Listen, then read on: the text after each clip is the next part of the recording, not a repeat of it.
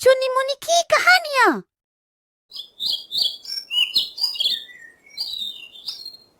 एक दिन चुन्नी और मुन्नी के बीच होशियारी और ताकत पर झगड़ा हो जाता है।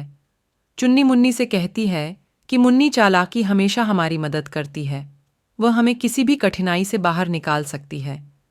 इसके ऊपर मुन्नी चुन्नी से कहती है कि नहीं चुन्नी, ताकत ही सबसे बड़ी होती है।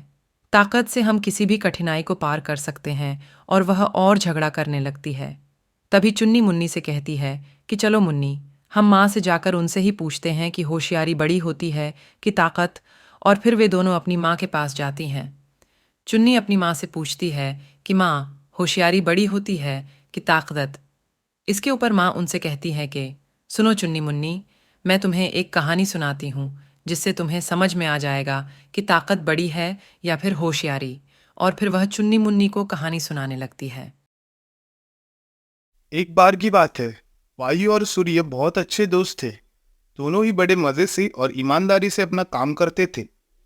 लेकिन एक दिन सूर्य और वायु में अचानक विवाद होने लगा। दोनों इस बात पर बहस करने लगे कि उन दोनों में सबसे अधिक शक्तिशाली कौन है। वायु बड़ा ही घमंडी और जिद्दी स्वभाव का था। उसे अपने शक्ति पर बड़ा गुरूर था। ओए सूरज, तुम मुझे क्या सिखा रहे हो? तुम्हें पता है क्या कि मैं अगर तेज गति से बहने लगूं तो बड़े बड़े पेड़ों को उखाड़ सकता हूँ, नदियों और झीलों के पानी को भी जमा सकता हूँ। तुम्हारी मेरे साथ कुछ तुलना ही नहीं। तुमसे ज्यादा शक्तिशाली मैं हूँ। मैं चाहूँ तो किसी को भी अपने झोंके से हिला सकता हूँ। ठीक है भाई, होंगे तुम शक्तिशाली, लेकिन मुझ में शक्ति नहीं, ये कहने का तुम्हें कोई अधिकार नहीं। तुम खुद की तारीफ करो, लेकिन किसी को नीचापन मत दिखाओ। देखो, कभी भी अपने पर घमंड करना अच्छी बात नहीं है। हा हा हा, तुम मेरे काबिलियत से जलते हो ना।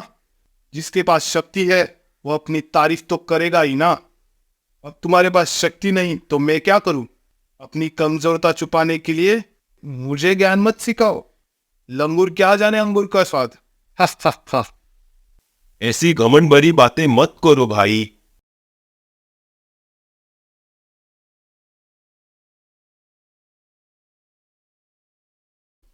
उस आदमी ने कोट पहना हुआ था।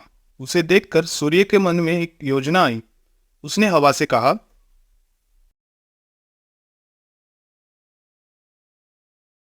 जो भी इस आदमी को उसका कोट उतारने के लिए मजबूर कर देगा, उसे ही अधिक शक्तिशाली माना जाएगा। हा हा हा, बस इतनी सी बात। क्या तुम भी बच्चे जैसे काम मुझे करने देते हो? माफ करना, मेरे सामने तुम हो तो बच्चे ही ना। हा हा हा। अब तुम बोल रहे हो तो कर ही देता हूं, लेकिन यह तो मेरे बाएं हाथ का खेल है। मैं चुटकी बजाते उसको कोट निकालने को मजबूर कर दूंगा। हा हा हा। जाओ तुम बादलों में छिप जाओ और देख लो मेरी जीत का नजारा। यह सुनकर सूर्य बादल के पीछे छिप गया। फिर हवा बहने लगी। वह धीमे धीमे बहने लगी, लेकिन उस आदमी ने अपना कोट नहीं उतारा। फिर वह तेजी से बहने लगी। हवा तेज होने की वजह से उस आदमी को ठंड लगने लगी। उसने अपने कोट से शरीर को अच्छे से लपेट लिया।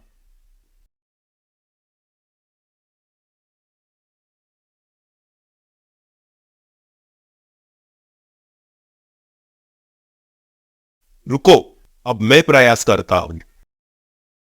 इसके बाद सूर्य की बारी आई। वो बादलों से बाहर निकला और हल्की धूप करके चमकने लगा। हल्की धूप होते ही उस व्यक्ति को ठंड के तापमान से थोड़ी राहत मिली, तो उसने अपना कोट ढीला कर दिया। इसके बाद फिर सूर्य तेजी से चमकने लगा और तेज धूप निकल के आई। तेज धूप होते ही आदमी को गर्मी लगने लगी और उसने अपना कोट उतार दिया। जब हवा ने यह देखा तो वह खुद पर शर्मिंदा होने लगा और उसने सूर्य के सामने अपनी हार मान ली। माफ कर दो भाई, मैं अपनी हार स्वीकार करता हूं। तुम सही कह रहे थे। मुझे अपने आप पर इतना घमंड नहीं करना चाहिए था। अब मुझे मेरी गलती का एहसास हो गया। भाई, प्रश्न हार जीत का नहीं है।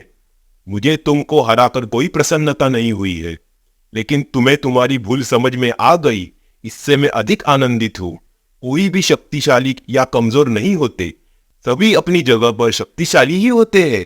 हर कोई अपने कार्य में उत्तम हो, यही महत्वपूर्ण है। इसी तरह घमंडी वायु का अहंकार भी टूट गया। समझे?